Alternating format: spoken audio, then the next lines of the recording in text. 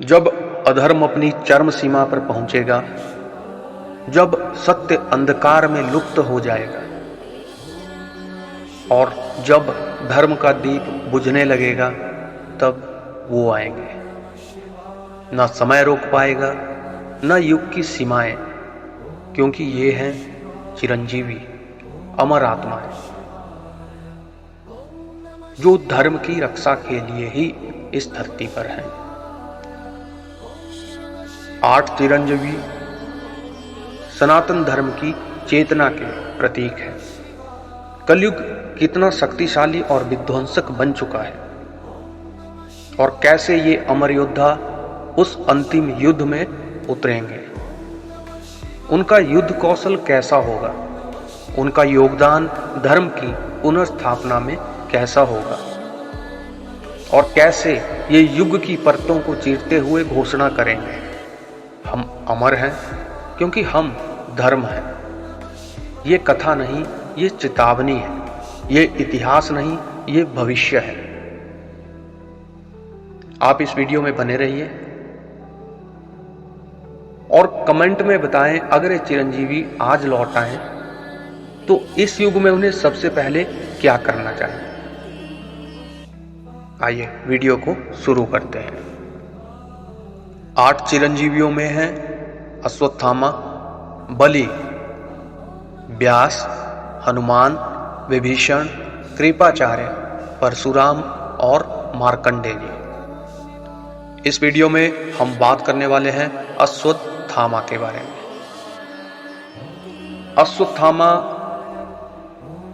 के शरीर में बचपन से ही देवताओं का तेज था, पर मन में थी प्रतिशोध की आग, और यही आग महाभारत के अंतिम दिनों में प्रलय का कारण बन गई। जब उसने क्रोध में आकर अभिमन्यु के पुत्र उत्तरा के गर्भस्थ शिशु को मारने का प्रयास किया, तब भगवान श्री कृष्ण ने उसे अमरता का शाप देकर संसार में भटकने के लिए छोड़ दिया। पर सोचिए, क्या यह शाप था या किसी बड़े युद्ध की तैयारी। कहा जाता है कि भगवान कृष्ण जानते थे कि कलयुग में अधर्म इतना सूक्ष्म, इतना छद्म और इतना भ्रामक हो जाएगा कि वहां केवल एक शुद्ध योद्धा नहीं, बल्कि एक घावों से जले हुए अमर योद्धा की आवश्यकता होगी, जो मृत्यु से नहीं डरता, जो हार चुका है पर फिर भी उठ खड़ा होता है। अश्वत्थामा ना कोई ऋषि है, ना ही संत। वह वीर नहीं दिखता, परंतु भीतर से अब भी वही शिव का क्रोधित अंश है। वह जंगलों, शमशानों, वीरानों में घूमता है। लोग कहते हैं उसके माथे से आज भी रक्त बहता है। उसके पास जाने वाले लोग पागल हो जाते हैं और उसके स्पर्श से मृत्यु भी डर जाती है। लेकिन यह सब केवल बाहरी दृष्टि है। सच्चाई यह है कि अश्वत्थामा एक अनकहे तप में लीन है। ऐसा तप जो हर दिन उसके भीतर के पश्चाताप को जलाता है और हर रात उसे याद दिलाती है कि उसे अब भी एक अधूरा युद्ध लड़ना है। जब कलयुग अपने चरम पर होगा, जब धार्मिक युद्ध केवल सोशल मीडिया पोस्ट बन जाएंगे, जब धर्म के रक्षक स्वयं धर्म को बेचने लगेंगे, जब नेताओं की वाणी में विष होगा और संतों की दृष्टि में लालच, तब कोई भगवान अवतार नहीं लेंगे, तब उठेगा अश्वत्थामा। वो न चिल्लाएगा, न प्रचार करेगा, उसकी आंखों में कोई आशा नहीं होगी, लेकिन उस आशाहीनता में एक ऐसा युद्ध कौशल होगा जो 10,000 सेनाओं पर भारी पड़ेगा। उसका माथा फटा होगा, पर उस घाव से निकलेगा प्रलय का प्रकाश। कल्पना कीजिए, जब वह कलयुग की सत्ता के विरुद्ध अकेला खड़ा होगा, उसके सामने आधुनिक हथियार होंगे, ड्रोन होंगे, परमाणु तकनीक होगी, और उसके पास केवल उसका रक्त, उसका सांप और उसका जला हुआ आत्मबल होगा।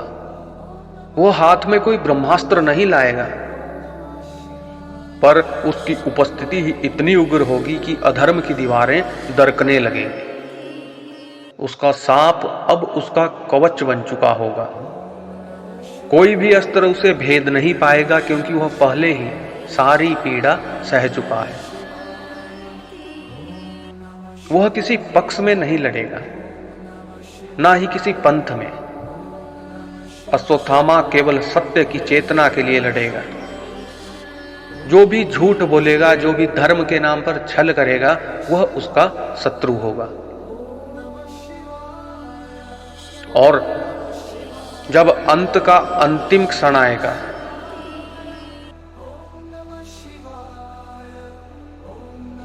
जब अंतिम चिरंजीवी एकत्र होंगे, जब परशुराम फरसा उठाएंगे, वेद व्यास जी मंत्र पढ़ेंगे और हनुमान जी सिंहनाद करेंगे, तब अश्वत्थामा आगे बढ़ेगा। वह कहेगा, मैंने युगों तक अपने अपराध को ढोया है, अब मुझे केवल न्याय चाहिए, और यही न्याय इस युग के लिए मेरा प्रायश्चित होगा।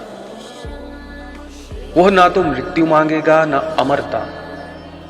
वह केवल युग का संतुलन मांगेगा, और शायद तभी उसके माथे का घाव स्वयं भर जाएगा। अपनी सीरीज में हम विराम देते हैं, और अगली वीडियो में हम बात करेंगे राजा बलि के बारे में। राजा बलि भी सशरीर जीवित हैं और इस युग के अधर्म से लड़ने के लिए पाताल से वापस आएंगे। हम जानेंगे कि कैसे उनका वैष्णव स्वरूप कलयुग को झुका देगा। आप हमारे साथ बने रहिए।